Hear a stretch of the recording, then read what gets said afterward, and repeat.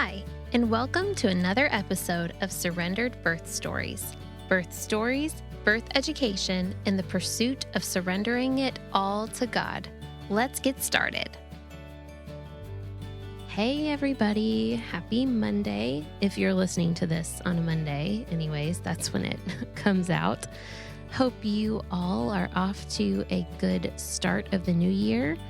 We are like halfway through January already, which is crazy. I'm hoping for some snow, personally. We have not gotten like a big snow or really any snow the last 3 years here in the Triad of North Carolina. I think we got like a dusting last year and maybe like a dusting the year before that, but like nothing that had any kind of accumulation. But I know my kids want to sled and build snowman, and I want to like sit by the fire with a hot cup of something and just enjoy the pretty, pretty scenery. So here's to hoping that we get some snow this year.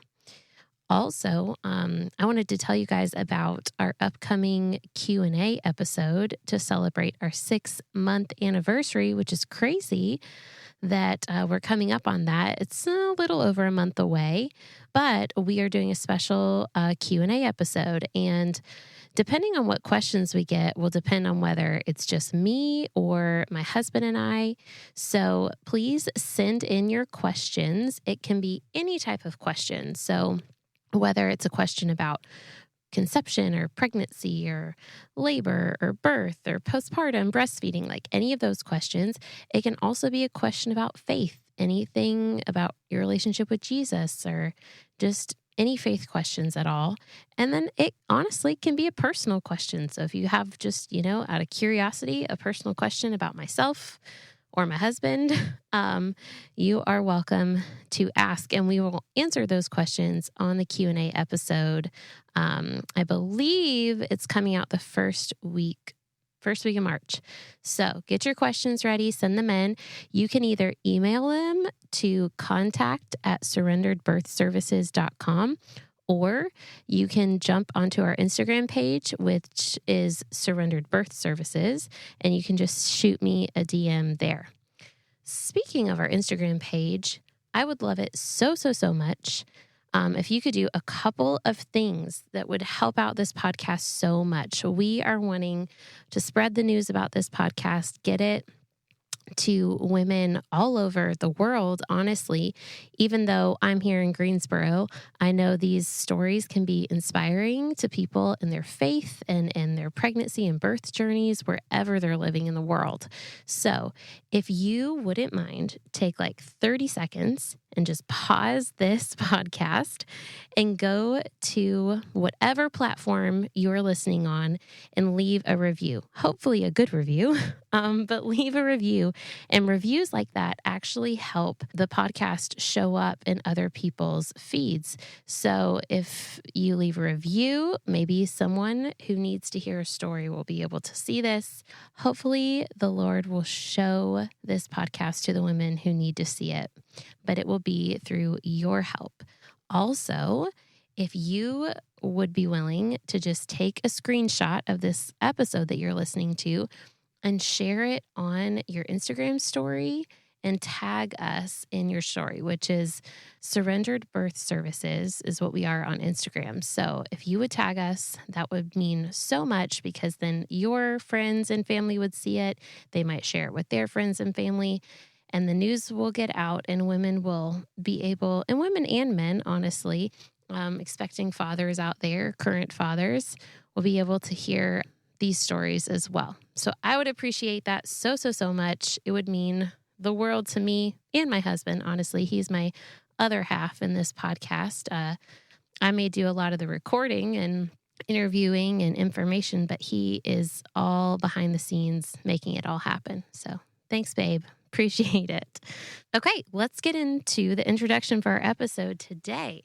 So when you're told that you are 7 centimeters upon arrival to the birth center, you'd assume you're almost done laboring and nearly ready to have your baby, right? Especially if a midwife tells you so, but not always. Today, Meredith is going to join us and tell us of her 2 birth experiences, the first at a birth center and the second at home, and how she was able to lean on God through it all. Well, welcome to another episode of Surrendered Birth Stories. I am your host, Kayla Heater, and I'm excited to have my friend Meredith with me today. So, Meredith, go ahead and tell us about yourself. Hello. I am so excited to be here. I just think it's really cool just to honor you just for giving a space for women to share their stories, because I think it can be really healing, not just for other people to hear, but for them as well. But yeah, I am married. I've been married 6 years. Yes. Like, I'm going to do the math in my head. Married 6 years to my husband, Austin. We have 2 boys, a boy mom, which has been so much fun. Shiloh is our oldest, and August, who we just had. And we met in ministry school, and I think just through doing life and getting married and realized we wanted to start a family, we realized we wanted to be closer, so that's what brought us back to Greensboro. Austin is from here, so it's just been really nice to be close to family, and to have that support has been awesome. So that's how we got here and got connected in Definition, which we both work there now, which is crazy. That whole story. Yes, that's our church. So that is a whole other story on its own. But So let's get started with your birth story. And by the way, if you hear a little newborn in the background, it's because or 2 newborns. or 2 newborns. We're trying to do this while we have newborns with us, because that's mom life. Okay, so let's start with your first pregnancy. Yeah. Tell me about that. Yeah, so we were trying. We had kind of gotten to that place in our marriage where, like, we are ready for this next step. Just start a family. Had been married for around 4 years. We tried for about 4 months, and then I remember so clearly taking the test. Austin was like in our bedroom, like on our bed, and I was like taking the test, and I remember it being positive, and I was just like in shock, like a good shock, because we were trying. So, but I remember just being like, it's positive. And we just kind of sat there, and Austin was like, well, you going to give me like a hug or something? Like, it was so funny. And I was obviously excited. It was just, for your first pregnancy, it's just like, oh my gosh, like, this is actually happening. It's so crazy. And then we went and celebrated and at the proximity, which was fun. But yeah, my pregnancy was shy. I am one of the lucky ones who does not get incredibly sick when they're pregnant. I have other weird symptoms, and I definitely get nauseous. But I in no way have not like thrown up. So I understand. I am one of the lucky ones. Bless you. Yes, I know how blessed I am. But I had like other weird symptoms, like nosebleeds. Like, I would have like these random profuse nosebleeds. At one point, I guess halfway through my pregnancy, I got this excruciating back pain that could not be explained as anything. Like, I literally called my OB, and they're just like, yeah, pregnancy is weird. But it was a pain that was so intense, like, that made me throw up. Like, not being sick didn't make me throw up. But pain. That pain, yeah, it was just, I just remember being in the bathroom at, like, our gender reveal. Like in the bathroom about to throw up because it just hurt so bad. And then, like, a few weeks later, it was completely gone. Like, I don't know if my body was just making room for me to grow or whatever it was, but then it was just, I don't know. It was really weird. But it was a much different experience being pregnant with your first, because, I'm not chasing around a toddler. So we were very much still just the 2 of us. But I remember having a great pregnancy. I was working and ended up stopping work before he came, and I just really enjoyed that time. So how did you go about choosing a care provider, or like where you wanted to give birth? Did you know ahead of time, like anything, or is that something you kind of figured out during the pregnancy? Since I was in care at an OB for like I was going yearly for, just that kind of care. I was just like, oh, like this is what I'm supposed to do. Like I'll just tell them that I'm pregnant. And, so I went in, so it was with an OB. So I went in and did like the pregnancy test and we just started care from there. Like I really didn't consider yet any other options just because I didn't know, I guess, what my other options were. And it was a practice where, I didn't have the same OB. So every appointment I was seeing somebody different. And it was very much, okay, you have any questions? And I'm like, I don't even know what I'm supposed to ask. I don't even know what I don't know. And it wasn't until, I don't remember what switched for me. I remember knowing what I wanted my birth to look like. And I was around people who had different experiences than me, you being one of them, and some other friends who have had unmedicated births or even home births. And I was just starting to think about what I wanted my birth to look like. And I remember when Austin and I came over to your house because we just wanted to talk to someone who had a different experience than us, and also to someone who had a lot of education because, of course, you were a doula. So we knew that y'all knew a lot, and you have 5 kids, so you're pretty experienced in the topic. I've done it once or twice. So I remember that night. I remember over some lactation cookies, you just told us, y'all's experience, but also just what you know. And you just really taught us a lot. And I remember going away from that being like, I need to make a call like now. So I realized that the experience I wanted was didn't really line up with a hospital. For me personally, that was just, I knew I was like, I think I want to be like unmedicated, but I like just wasn't sure. I didn't have just like the training or like even know how to even like do that. Mm-hmm. And so talking to you just gave me a lot of confidence. So I called one birth center and I was already 30 weeks, I think. Oh my gosh, that's right. You were so far along. I was very far along. I had already done like my, I'd already done a gender reveal. I'd already done my glucose test, like all the things. And so the first birth center would not take me at my gestation, but another one did. And so I was like, yes. And they're like, but we need to see you like today. So I got in care with the birth center in Chapel Hill very, very quickly and absolutely loved my experience. It's just a very different experience where I was asked just a lot more intentional questions and felt just cared for in a different way. And that was a lot to do with like our conversation with you. And I'm very thankful. My husband, he's been so supportive, like every step of the way. Like he's just been like, this is what you want to do. Like, I trust you.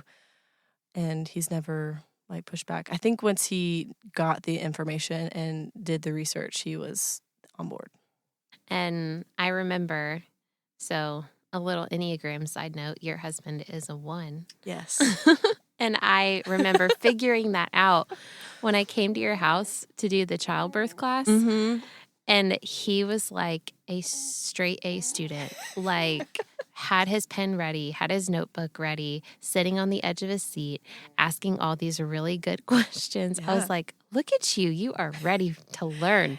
Like, it was awesome. He was one of the most engaged husbands, I've seen in the class, because there are some husbands who I'm very grateful that they come to the class. Don't get me wrong. I'm so glad that they're there, but who don't utter a word the entire class. It's like they're afraid of me or something.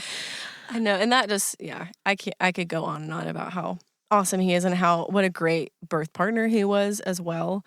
But that was another thing another thing that helped us feel so empowered was the birth class. And you were so nice to do it at our house. I think we did it in 2 sessions. We did 2 4-hour blocks. Because I was like, I was 30-ish weeks, maybe 32 weeks by the time we actually got our classes in.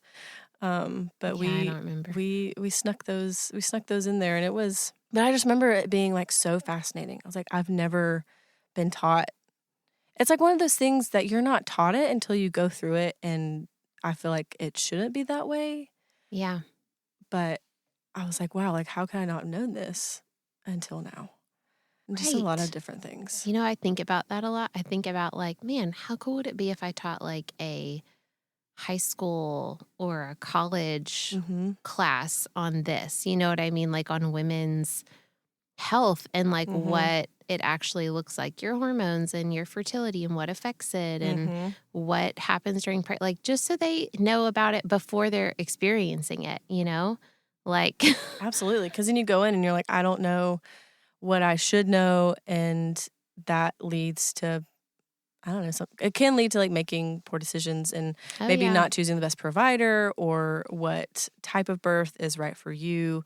I just think it was so helpful. Like we just felt so incredibly empowered instead of like this is something that's happening to you. It was more so of like, this is like you get to partner with God and how he created your body, like to bring this baby into the world. And it wasn't just like, this is just something that's happening to you and you're a patient and we're just going to take it out of, you know, like it's right. It was way more, it was not you have a condition. This is, you know, something that you get to do. I don't know if that's the best way to explain it, but we just felt empowered to do that. Well, good. Yeah. I'm glad.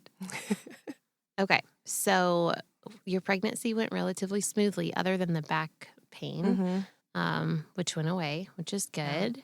So weird. So you switched to the birth center. Awesome. It's amazing they were able to take you that late. No. The other one probably, it wasn't that your gestation, it was, I bet they're booked for your due date. Because they tend to fill up like, you pee on the stick, you need to call or else you're not getting in. That's probably true. So, okay. So now we get to the end of your pregnancy and how does labor start? Labor starts, I remember there's a lot of like space that I don't remember, but I do remember how it started very clearly. I had gotten into bed. Like we're getting ready for bed. A lot of times we'll read before going to sleep. I remember I was reading Harry Potter and the Deathly Hallows. The last Harry Potter, I'd literally sit down, open the book, and my water breaks. And it was just kind of like, dun. I was like, I think something just happened. Because I know I'm not peeing myself. I did not do this, but like I am leaking something. And so I just remember going to the bathroom and being like, I think that was my water breaking. And then I knew it was my water breaking because it didn't stop. That's right. Once it starts, it doesn't stop. And I did not know that. Really? I didn't teach you that? You probably did. But maybe with you didn't all the information in our 8-hour session. It's like drinking from a fire hose in that like time block. Yeah, it just kept happening. And so I had I think I had a few contractions when my water broke, but I was able to go back to sleep. So I was like, okay, I need to get some rest before things start picking up. I was smart enough to do that. Wise. Even though I was like so excited, you're like, oh my gosh, this is happening. I remember being able to sleep until around 1 a.m. was when I could not ignore it. It was like my first like, oh yeah, I feel that. And I couldn't sleep through it. So I remember we called the birth center, but their phones were down for some reason. What is up with that? You are my second person to have a Chapel Hill Birth Center birth who calls during labor and their phone is down. And their phones were down. And I was like, okay. They're actually not open anymore. Right. I hope that doesn't have anything to do with it. I don't really know why, but anyways. Yeah. So, you know, with you having your first baby, you just would like for your provider to answer the phone. I don't know. Maybe that's just me. That'd be nice. But we finally got a hold of them. And I remember this midwife. I remember which midwife it was exactly because she's going to come back into our story. But I remember her answering the phone and she was like, I had clearly woken her up. Right. She was like, hello. And Middle of the night. Hi, I'm so sorry to bother you. Of course, I'm apologizing. Was it her personal phone number? No, it was the midwife on call. Mm-hmm. Okay. I think so. Like I called the birth center and it led me to her. And so she was just trying to tell me to wait as long as we could till our contractions, were 4 minutes apart. But also, this birth center is an hour away from us. So we were trying to do the math. We had a friend who was on this podcast previous to us who had given birth on the way to their birth center. So we were trying for that not to happen. That was not an issue at all because my labor ended up lasting quite a while. So we really didn't have to worry about that. But she was just encouraging us to wait until, they were at a certain point. And so I just knew I needed to get my mind off of it. And so, how about we go and get some diapers at CVS so I can just move about freely because my water continues to break. At 2:00 in the morning? It was around 3 a.m. at this point. We went to a 24-hour fun outing. Went to a 24-hour CVS to get me some diapers. And I'm thankful. I'm thankful that we did that. Wait, to get you some diapers? Yeah, to get me some diapers. Baby? Oh, me diapers. Postpartum. Gotcha. Yeah. Well, it depends. Yeah, so I could wear them while my water was breaking. Right, so that you could, didn't have to stick a towel down there. Yes, and I could move about freely. And so I remember trying to watch TV or trying to stay distracted, bouncing on my ball. But they kept coming and they were getting pretty strong. I think I called the birth center. They're probably you need to calm down. But we kept calling them because we're like, okay, now they're this far apart. We live an hour away. When do we, do we need to come now? And she's like, no, just wait a little bit longer. I think we call them again. You should have just called me. I mean, I know I wasn't on call for you, but you should have called me. I think the 9 in me is I don't want to You're so peaceful. Anybody. You don't want to disturb. I 100% should have done that though. But finally, around 6:30 in the morning, so I've been up since 1 a.m. at this point. I've not been able to sleep at all. Right. Finally at 6:30, she gives us the go-ahead to start coming, which I was very thankful for. It was the worst car ride of my life. Of course. I did not choose. There's so many things I look back now. I just have so much more experience and just lessons learned. I was in the front seat. I was not in any way comfortable. Sorry, the baby is emptying his bowels right now. I don't know if you can hear that or not, but we can hear it. I hope you can. That's so great. But I just remember I had my eyes closed the entire car ride. I was holding on to the little handle, just trying to make it through my contractions. And we finally get to the birth center, and this is the best part. The midwife gets there and she checks me, and I'm at a 7. And she's like, "Oh my gosh, it's 7 a.m. I'm at a 7." She's like, "Oh my gosh, you're gonna have this baby by lunchtime." And I was like, "Oh my gosh, that's awesome. I can do this." I was feeling pretty good. Once I got there, I was the contractions were pretty manageable as I worked through them. And they were really helpful in helping me change positions. And so I had that in my mind of I'm a lunchtime baby. I'm only going to be here. He's going to be here in a few hours. I don't know, spoiler, that did not happen. They were really great though. I loved our birth center experience. They just gave us so much space. They took us into a room and they're just labor how you want. They left us alone for 30 minutes. Every 30 minutes they would come and check, and they would not check your cervix, but just check on you. Yes, just check on us, help me move into a different position if need be. But my labor ended up really stalling. I was on the bed, I was on the ball. They had me do the squat. Why am I forgetting the name of it? The birth stool? The birth stool. That was my least favorite. They put me on. I was like, no, get me off. Get me off right now. I feel that's better for pushing than it is for laboring. Yeah. In my personal opinion. Mm-hmm. I also was having a really, really hard time emptying my bladder. Oh, yeah. That'll hinder stall as well. Yes, which ended up contributing to a lot of other things that I experienced in my labor. But I remember it was around 12 o'clock. It was around lunchtime when she told me this baby was going to be here. They had put me in the tub, and the midwives were so incredible. And there's just one nurse. I was in such labor land. I really don't remember anyone's faces or names, but I just remember how helpful and encouraging they were. Because it was around 12 o'clock. I was in the tub, and I guess you could see it on my face. Because, at this point, I've been up for almost 12 hours, just exhausted. Well, not just up for almost 12 hours, in labor for almost 12 hours after only sleeping for 2 hours? Yes. Yeah. Yes. So that's true.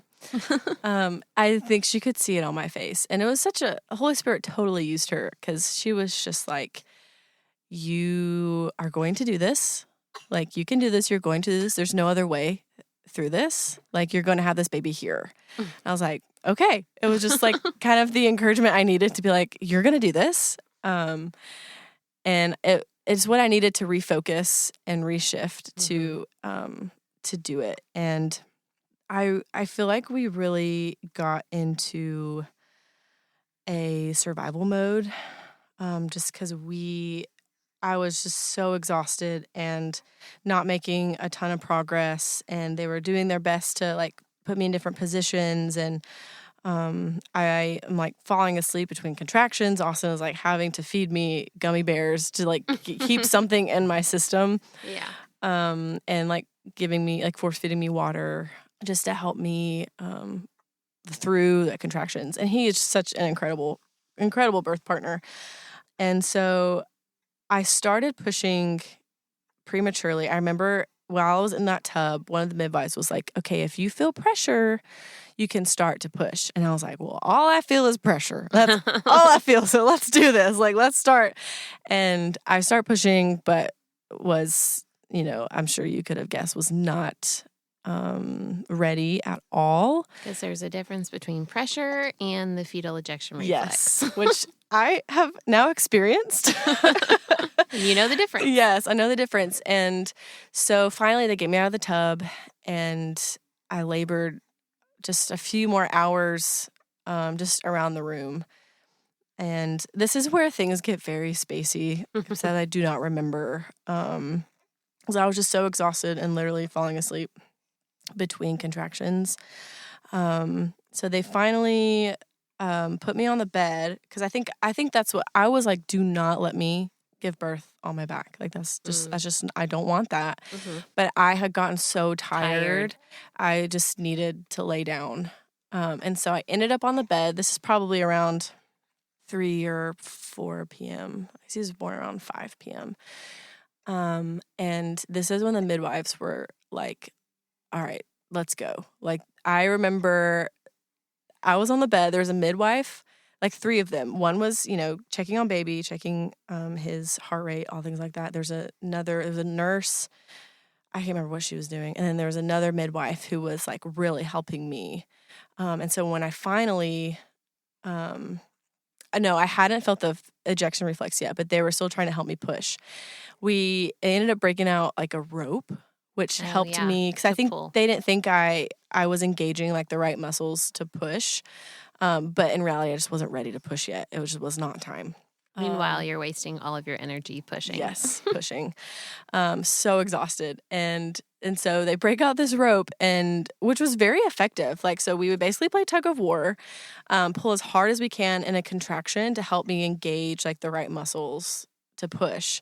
Mm-hmm. And that helped a lot. But we did that for, I don't know, maybe an hour to no avail. And they said I was making some progress. They could tell he was coming down, but it still just felt so far away.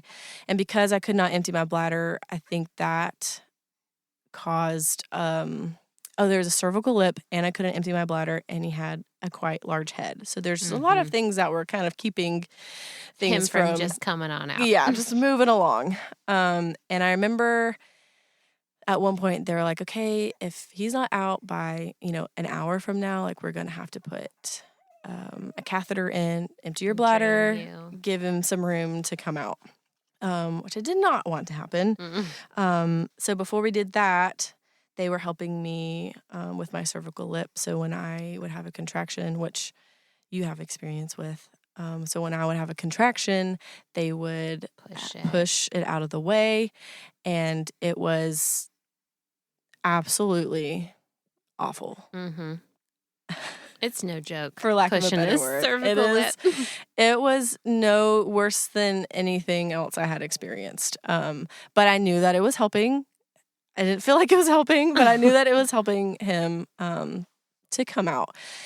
And so finally, like 52 minutes later, like 8 minutes away from having a catheter put in, he finally comes out. And it was like, I remember feeling the relief. I remember how relieved I felt, but then I remember not hearing him cry. And I remember staring up at the ceiling and I was like, Lord, like, I know this is going to be okay. Like, I trust you. Like, he's all right. And then they started, kind of doing their countdown. And, but he cried. Everything was great. I think that part was hard for Austin because, one, it's just so hard for husbands because they can support you as much as they can, but they can't do anything about it. They can't do anything. They can't fix it. They can't fix it. Yeah, and then having to see, I think Shiloh in that state was hard for him as well. And but thankfully, by the grace of God, everything was fine. He was fine. Sometimes babies just take a minute to come around. Yeah. No big deal. They just got squeezed through a very small hole. Yeah.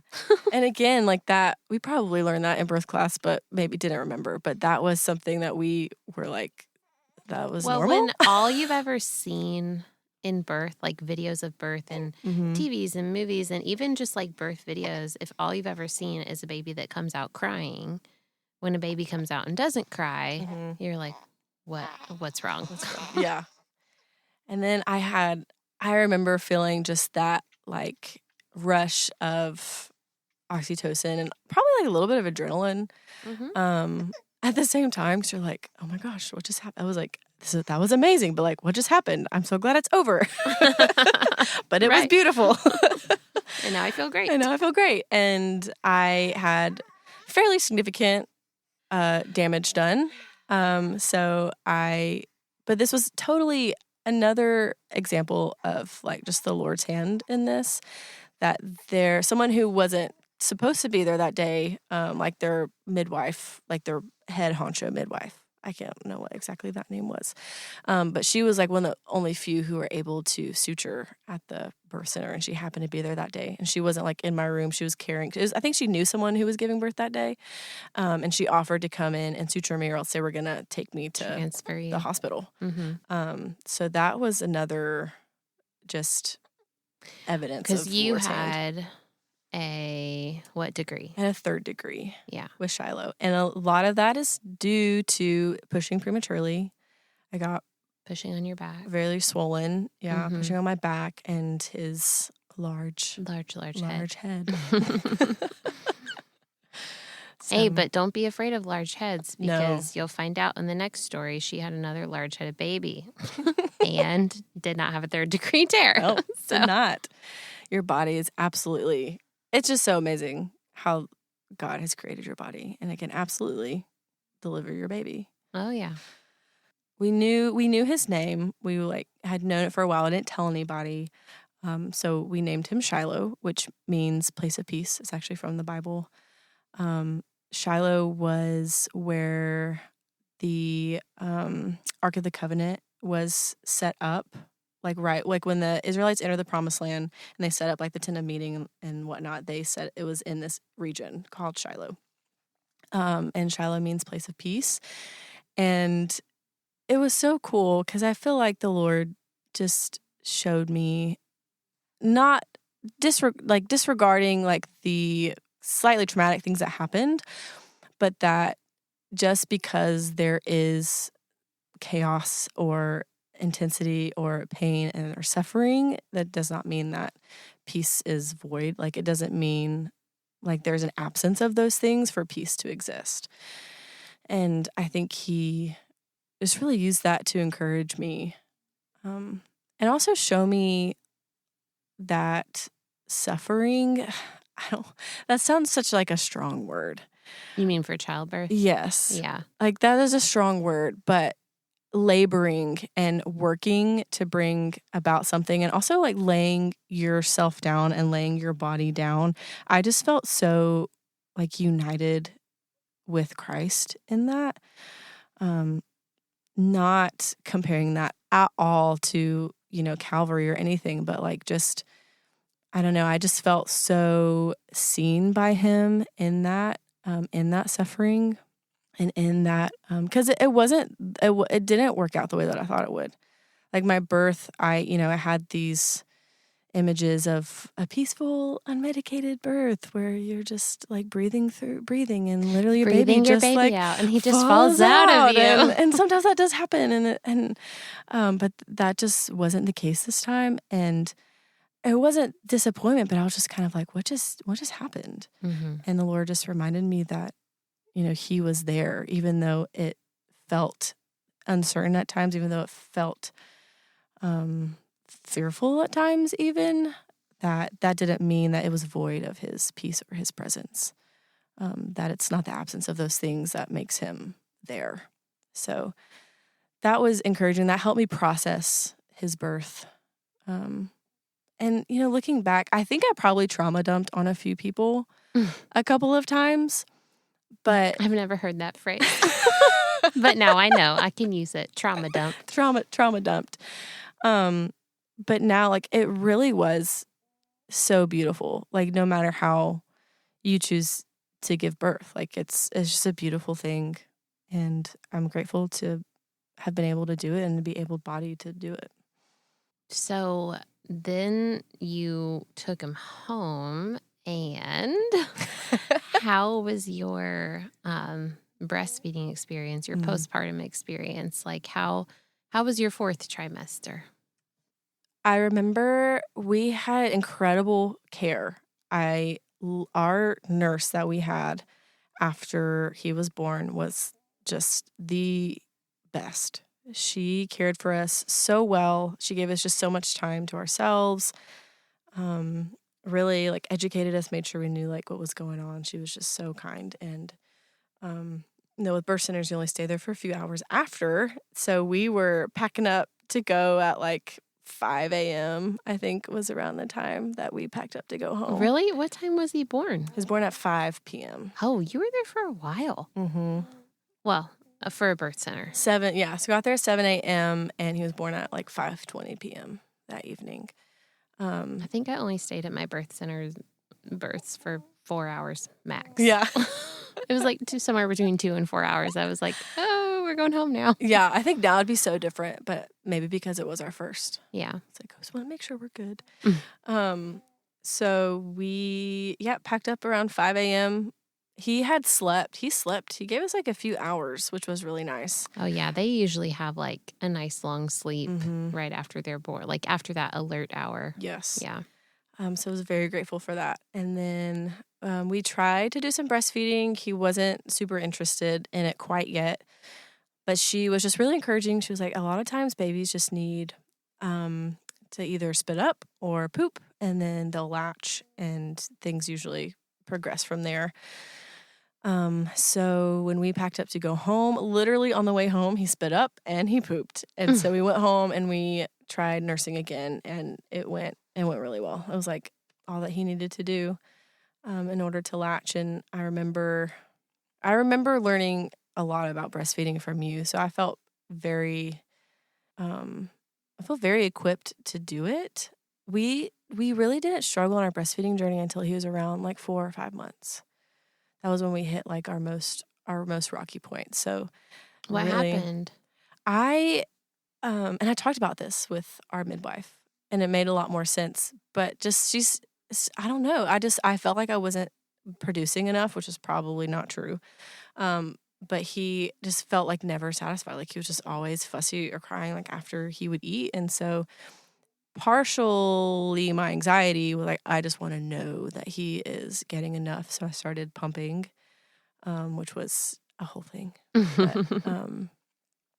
But before that point, we had a great breastfeeding journey. I remember going and seeing a lactation consultant with the birth center that I was at, and she gave me some like tips and tricks. And, we like weighed him after I fed him, make sure that he was, eating enough in my sessions. So I remember, I don't know why, I remember before I got pregnant, I didn't want to breastfeed. And I don't even remember why, but now it's like the coolest thing ever. It's just amazing to be able to provide that for your baby and be able to, bond that way. I know that not everyone is able to do that, and that's totally fine, but that's totally okay. But it's just been, it was just so much more special to me than I realized it was going to be. Yeah. Okay. So we know you had another baby. Yes. Very recently. Very, very recently. So tell me about that journey, about maybe how long it was in between, or were you planning on it, or what? How did it all go down? Yeah. We were also planning this one. We knew that we wanted to have more kids.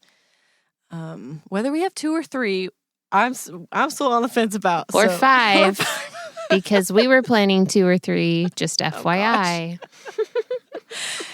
But knew for sure we wanted more than one. We'll just take it one day at a time.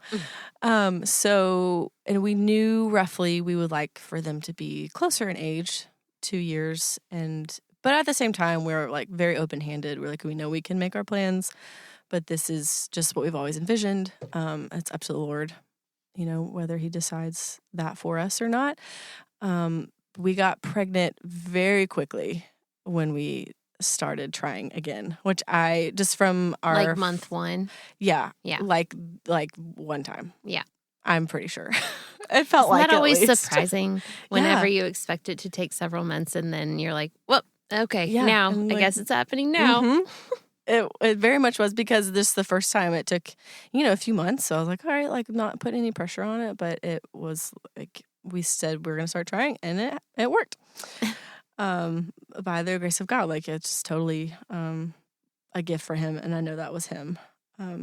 So we always knew that we wanted them to be closer in age.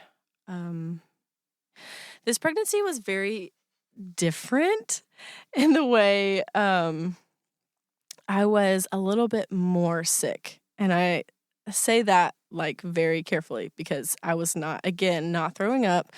You're more nauseous. I was more tired. nauseous.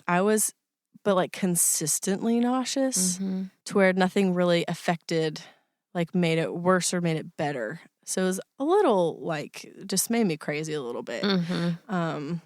Because it was just always there. A little bit more tired. It's a very different pregnancy with a toddler. So chasing a toddler around. And you were working too. And working. Just started working again. I was like, thanks for the job, guys. I'm pregnant. By the way, in 9 months, I'm going to be gone for a little bit. I wasn't expecting to get pregnant that fast. I was like, oh, I'll, have a few months at work. Had 1 month until I was pregnant. Little known fact, this will just be fun. So actually, Meredith replaced me. I was working at our that word. Oh, sorry. Okay. No, I'm fine. I was great. Okay. I was working at the church, and then I stepped back to stay home and homeschool and be with kids, and apparently have more babies. And Meredith came in, and so she got pregnant right away, and it was like, that was fun. I got to train you, and it was fun. Yeah, that was fun because, I mean, we're friends, so we're friends. It was not weird. Yeah, it was totally great. But I do remember that. I remember that being a thing. I was like kind of nervous. I was like, oh my gosh, I just started this job. Like, I felt a little, upset. But Austin was like, just he helped me. He helps me talk through things a lot. And they were all so excited for me. Like they were absolutely like overjoyed. Congratulations! And yes, like I just love our church and love our staff. They're just.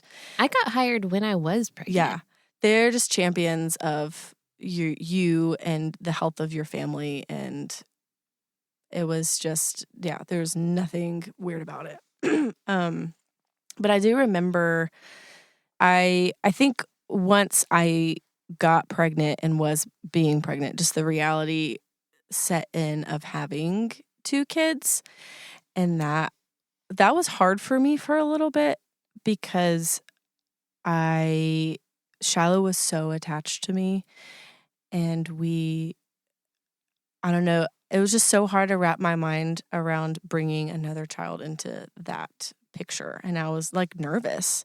It's like, Lord, like how, and I know a lot of people have that same feeling of like, how do I love another kid? Like as much as I love this kid that's here with me right now. And then also like, how do I have 2 kids? Like Shiloh is, takes up all my time. Takes up all my time, and I'm running around and he throws tantrums and I'm like, gonna have 2 of those now.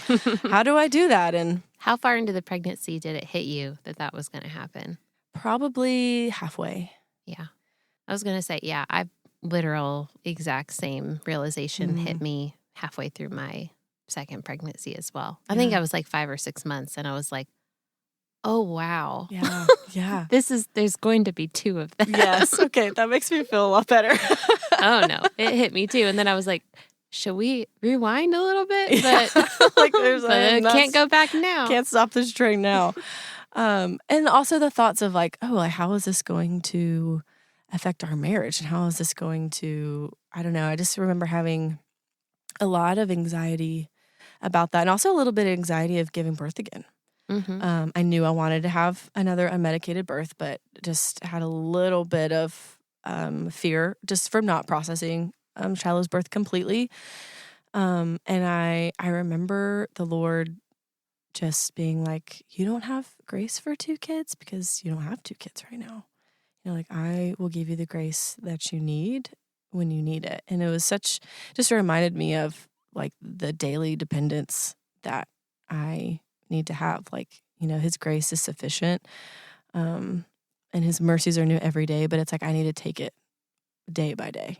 Like I have 1 kid now, so I'm going to focus on 1 kid now and having a marriage that has 1 kid. And then when I have 2 kids, like then I'll trust the Lord to give me what I need for that day. Like, give me this day my daily bread. And that helped me a lot with entering into having 2 kids.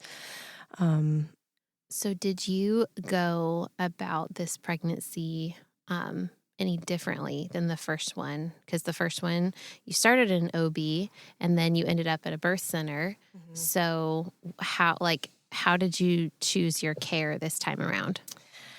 So I went to call the birth center that I went to, and nobody would answer the phone. Again. So I kept doing that for a couple of days, and then I started like trying to do some digging because it was not very clear anywhere that they had closed. Oh. And so I finally found out that they had closed, and so my other option was another birth center in North Carolina that was farther from us, and actually ended up being like an hour 20. Or I was like, well, I am open to the idea of a home birth, but I was like, I just don't really know like what is the difference. So I remember I came over to here to talk to you and just be like, what is actually the difference in a home birth and a birth center? And you're like, your midwife comes to your house instead of you going there. Yeah, yeah. And I was like, foundationally, that's if you want to sum it up, that's what the difference is. Who drives to who? Mm-hmm. And I was like, that's really it? And that's when I went home and told Austin that I was, seriously considering a home birth. And he, I think because of our great experience at the birth center, he was way more open to the idea. And again, once he kind of like knew the facts, because I think a big thing for him too was like, okay, well, what if something happens? Like, but just knowing like the actual statistics of people who are transferred to hospitals, like why they are transferred. It's usually just because they are tired.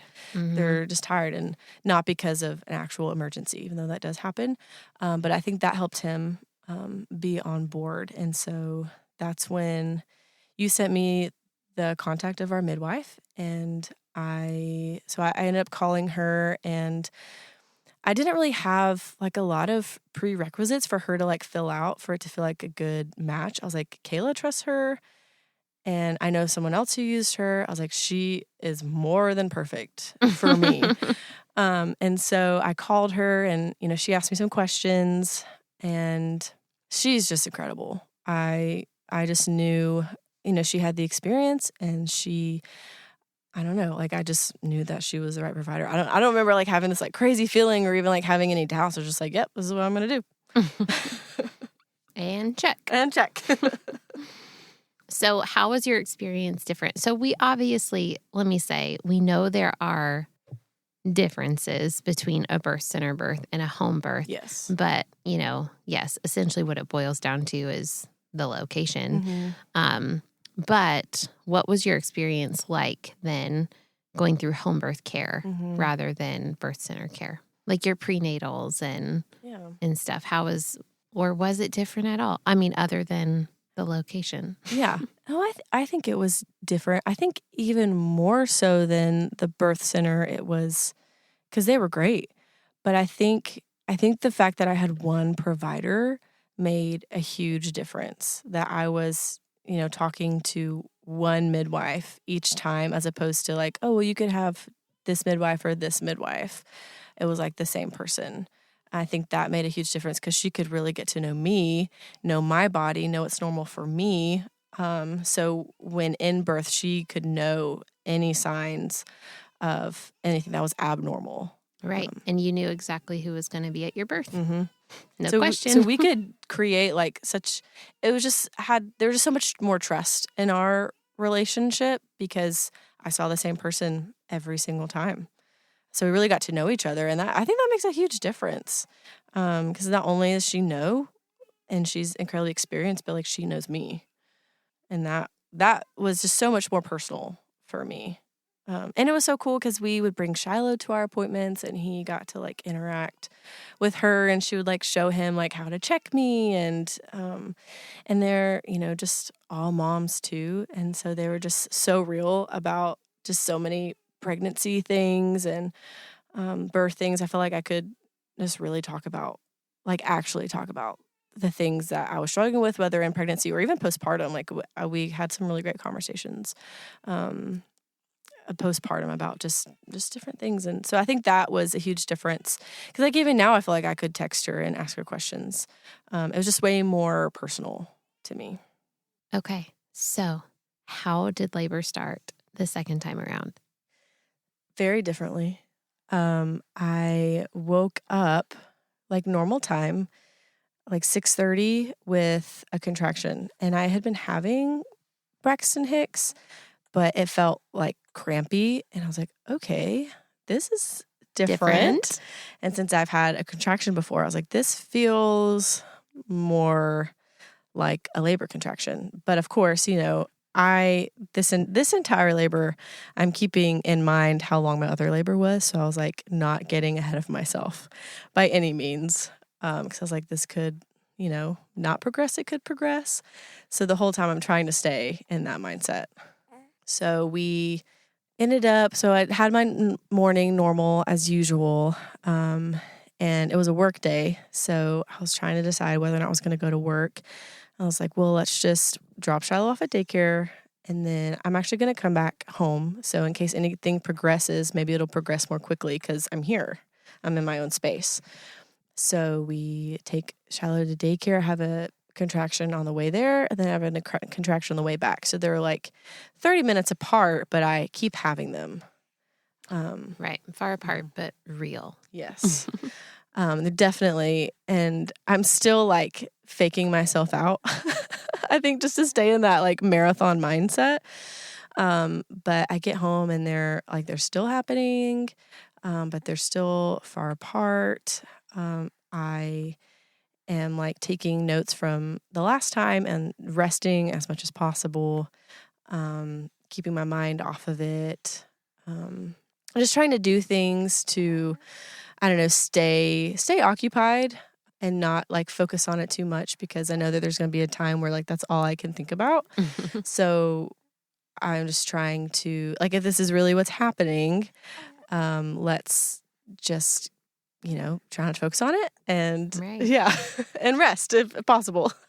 Yeah, that's my mantra for early labor. Mm-hmm. Distract, rest, and hydrate. Mm-hmm. So then around, I had eaten lunch around like 12. We started making a new list of baby middle names, not first names, middle names. It's so funny. The night before, I was like, I don't think I'm sold on our middle names. And I didn't know I was going into labor the next day. I was like, I just feel like we need to like revisit this conversation. And so And you didn't know if you were having a boy or a girl this time. Correct. It was a surprise. Correct. Yes, we did not So you had two lists find to out go the through. gender. Yes, we did. We had to think of 2 new middle names. So we had 2 lists to make. So I remember, I think I was in the bathroom, like having a contraction, and we're just talking, having this discussion, trying to figure out a new middle name. So we start blowing up the birth tub around 12. And this is around when I text you just to tell you that I've had, like, I think things are starting. They're not consistent. So you encouraged me to do the mile circuit, which is really funny because when I text Courtney, she tells me to do the same thing. But by the time I texted Courtney, I was just like, because when you texted me, I just waited a little bit. And then when I texted our midwife, I was like, I don't think I can stay still for that long.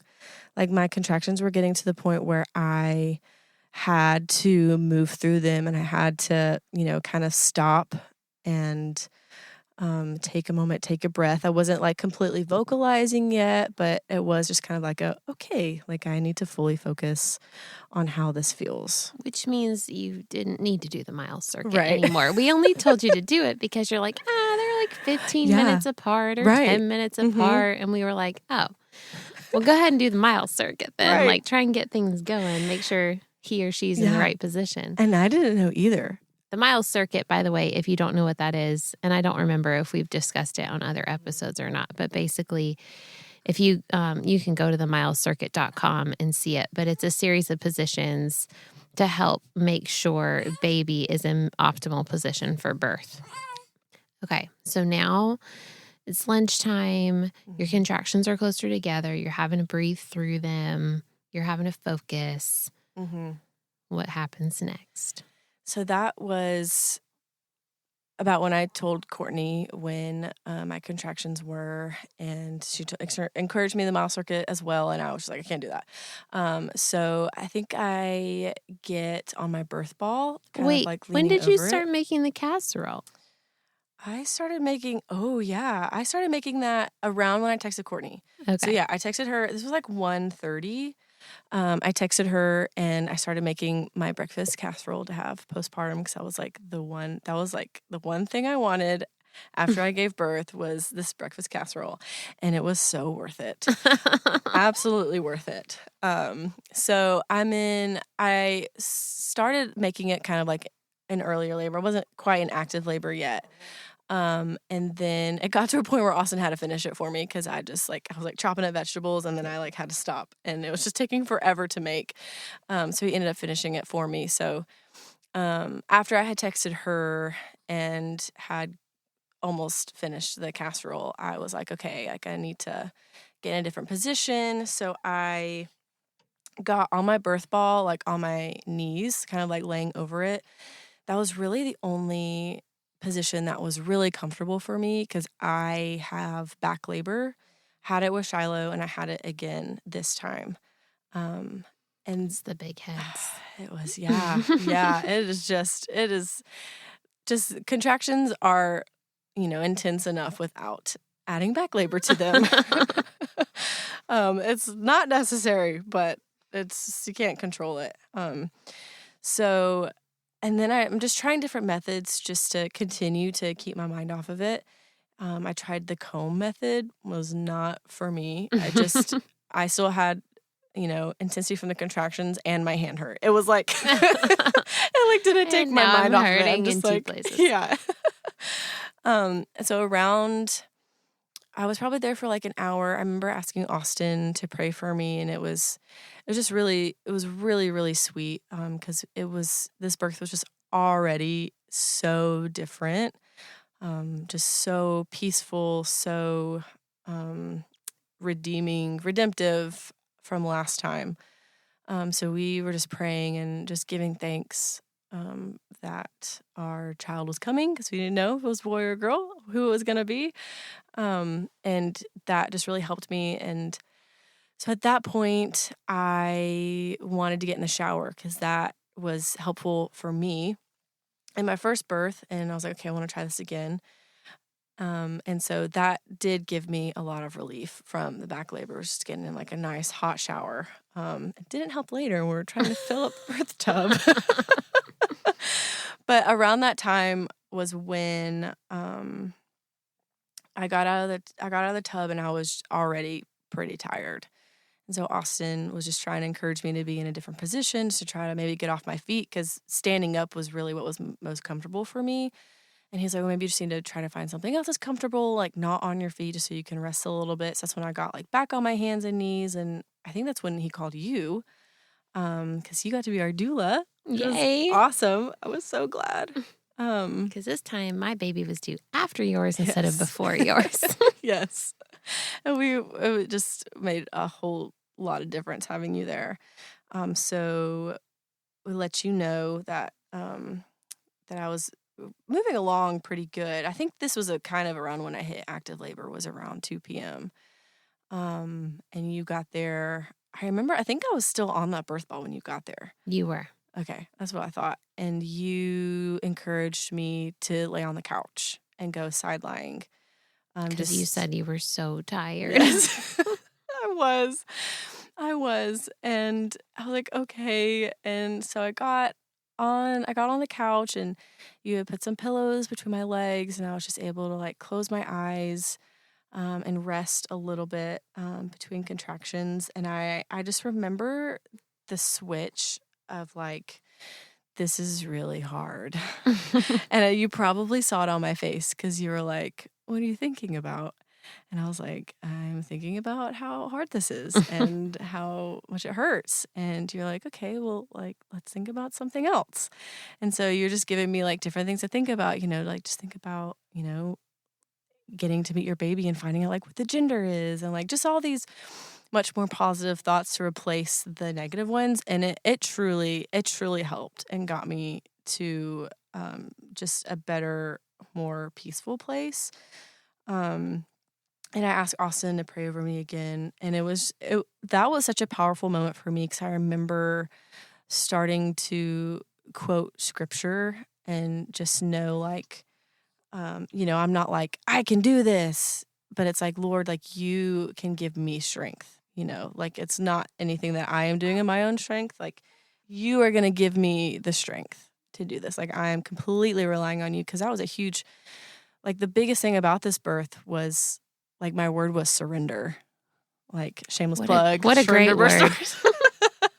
Great word. But truly like just surrendering to the process, surrendering like my body and laying it down, and just allowing it to do what it was created to do and not trying to fight it. And so when you told me to think better thoughts, like that just helped me surrender. And then when Austin prayed and I was just quoting scripture like that, that just helped me mentally, which is half the game. Oh yeah, or more than mental, half. Yeah, truly, truly is just your mental state and preparedness. And I think that's when I had a. Is that when I had a fetal ejection reflex? Sure is. Yeah, you might remember better than I did. And you're like, is it okay if I? I just did it. I started putting chuck pads under you. I started putting the tablecloths on the floor and started filling up the tub. I remember I was like, because I didn't realize how close you were, because you didn't have any transition symptoms, that you weren't like shaking, you weren't, nauseous, you weren't really, you didn't have anything to tell me that this baby was about to come out. Right. Like no clear other than signs. like your back-to-back contractions, but people can have back-to-back contractions for a while before their baby comes. I just remember that happening. And I was like, I had a moment. You did have a moment. Everyone has a moment in labor. You had a moment. I had a moment because my midwife was not there yet. But she was on her way. And she was on her way. She was not there yet. And I just hadn't realized how close I was and that I had progressed that fast. I, again, like I said before, was staying in this mentality of like, oh, it's going to be hours. Mm-hmm. Second babies. And and it wasn't that. So when that happened, I was like, my body is pushing. And I literally started like ripping your clothes off. I was like, I had like this overalls on, like I ripped my overalls on. I was like taking my clothes off because I was like, you were fully dressed when I got there, which is impressive, by the way. I guess I was just really comfy. I don't know. I guess you were. And so I was literally, I had the thoughts, which I was like totally capable. I was like, Kayla is going to deliver this baby. I know that she can do that. That's not what I was expecting to happen. But that is not what happened. Even though you would have been great at that. I would have done it, but don't worry. Midwife is on her way. Yes. So, yes, that was when you started. I told her to come because you guys still had it. And I remember she texted me. She was like, so have you heard from Meredith? And I was like, yeah, I'm almost at her house. And she was like, okay, well, I haven't heard from her in a while. I said, oh, did they not text you? No. I was like, okay, so I'm almost there and I'll let you know the status when I get there. So then I texted her after I got there and she asked me a couple questions. Mm-hmm. And then I looked at you and I was like, is it okay if Courtney comes now? And you guys were like, well, yeah, if you think she needs to come. And I'm like, yeah. Yeah. You're so calm. So calm about it. Yes. Which I appreciate it. I'm not taking blame for not texting her because I was in You were in labor. Land. It's all good. It's all good. So I did have a little bit of a moment. But that is when you started filling up the birth tub and we got it filled up a certain point and I got in and I could feel the water coming out and I was like, this water is no longer warm. It is cold. We do not have a lot of hot water, so I remember you started boiling more water to put in it. So I was in the birth tub. I remember at one point I saw you in the kitchen and I was leaned over like on my hands and knees inside the tub and I just was about to have a contraction and I feel like I couldn't get the words out. I just like stuck my hand out in hopes that anybody would come and grab my hand while I had a contraction.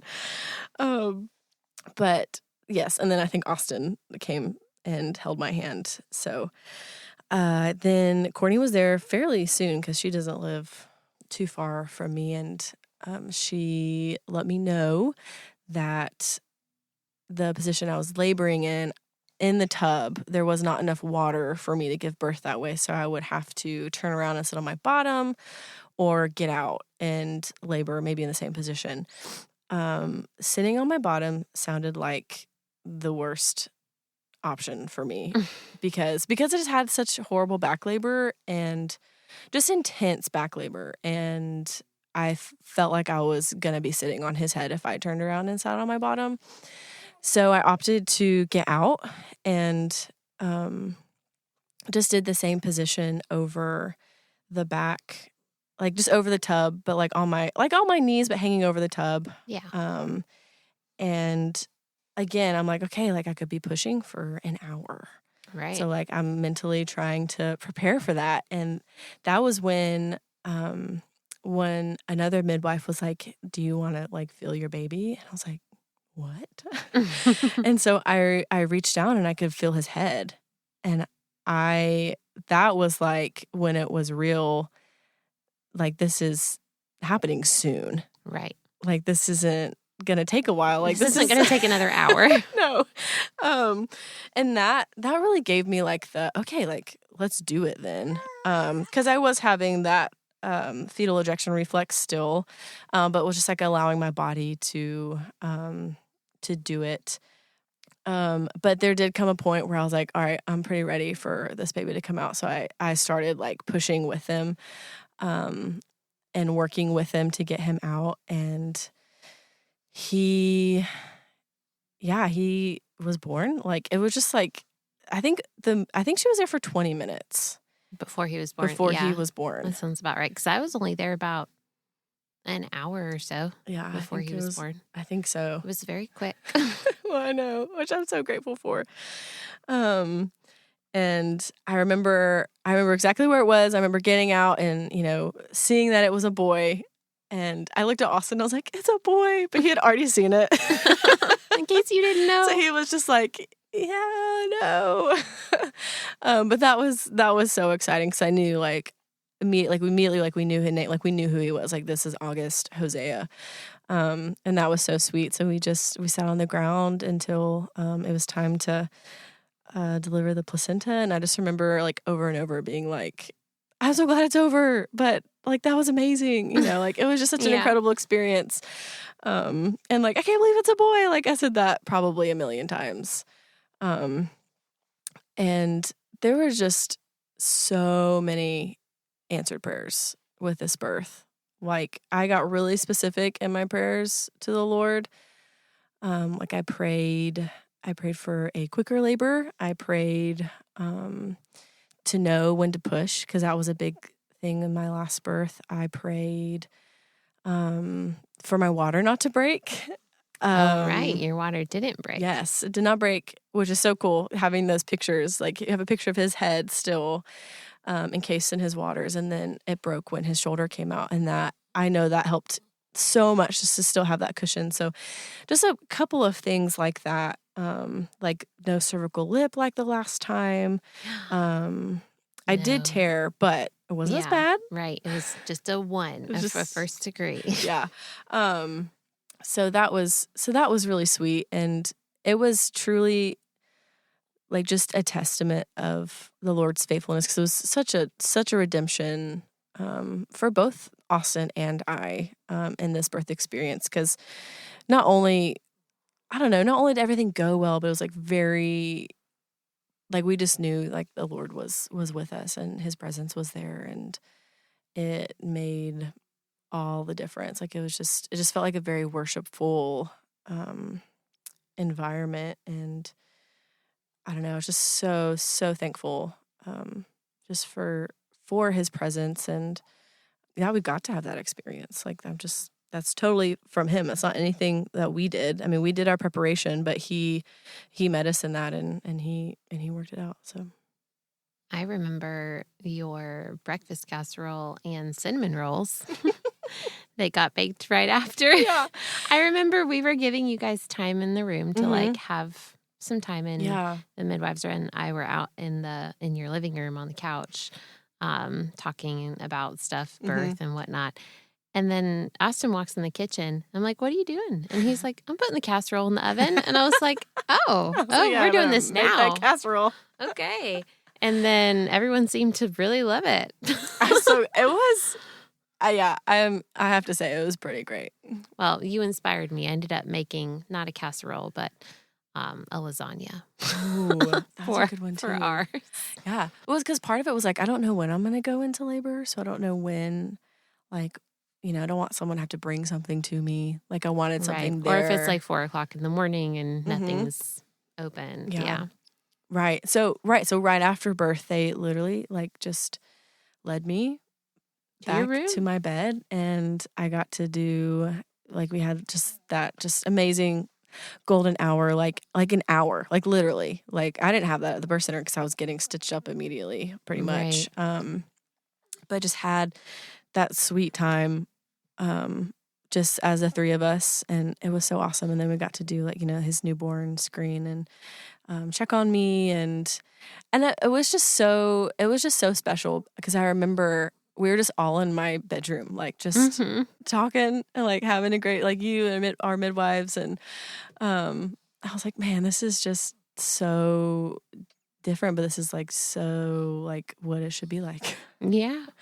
It was just it just felt very community focused, and it was just so special. I didn't feel like a number. I didn't feel like, a patient in any way. I felt like a mom who was empowered to have her child, but was just incredibly supported by people who knew what they were doing. And that was so cool. I remember taking a mental note and being this is this is different, but this is how I wish everyone could experience it as. Yeah.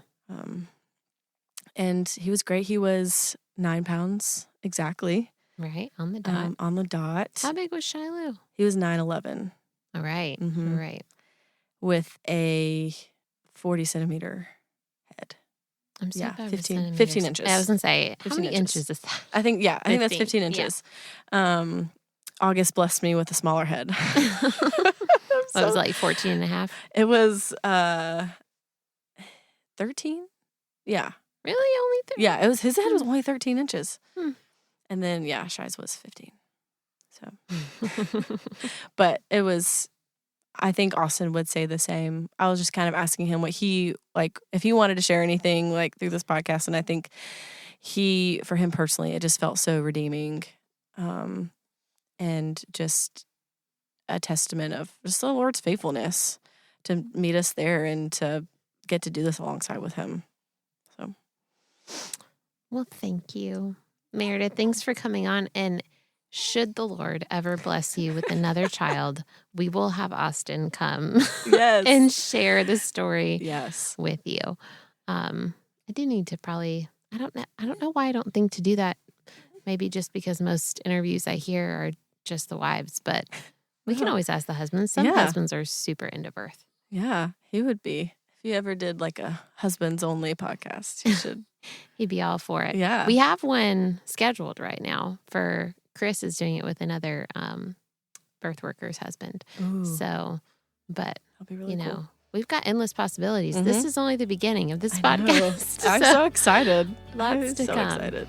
Well, thank you again for coming. Really appreciate it. Thank you. I think like I said before, like it's so cool to have a space for people to share their story. And like, if I can say anything like encouraging, I'm just really passionate about people knowing their options and doing their research and knowing what their body is capable of and what it can do and what it's going to go through, just so you can make the best decision for you and for your family. And that looks different for different people, but it's so worth it in the end. I agree wholeheartedly. Thanks again for joining us today. Be sure not to miss an episode by hitting subscribe. Also, we'd love for you to leave a review of the show so that more people like you can hear more stories like these. If you're local to the Triad of North Carolina and seeking childbirth classes, birth consultations, or a birth doula, please click on the link in the show notes to take you to our website for more information. Just as a reminder, this show is not giving medical advice, so please continue to see your personal care provider as needs arise. Also, if you would like to be a guest on the Surrendered Birth Stories podcast, please click the link in the episode show notes to get in touch with me. We hope you have a great week, and remember, learn all that you can, make the best plans, and then leave it in God's hands.